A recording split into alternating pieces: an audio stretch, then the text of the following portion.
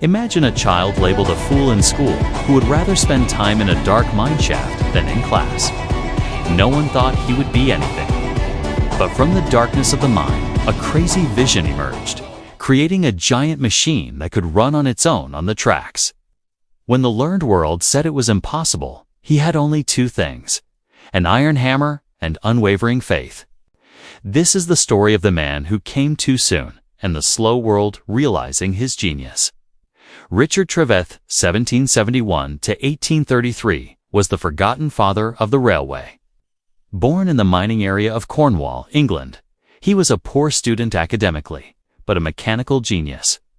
His real education was in the mines, studying every steam engine in existence. In an era when James Watt low-pressure steam engines were standard, Trevithick saw another future: high-pressure steam engines. All the engineers at the time thought it too dangerous, but Trevithick proved them wrong. In 1801, he created the Puffing Devil, the world's first steam-powered highway vehicle. But his real masterpiece was born in 1804.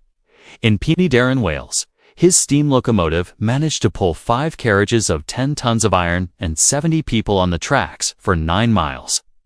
This was the first railway in history. Great irony. Despite proving the concept, Trevithick failed commercially. The iron rails were fragile, investors were afraid, and the public considered them a dangerous toy. As a pure inventor who was not a businessman, he sold his patents and continued to move from one project to another, even to the mines in Peru.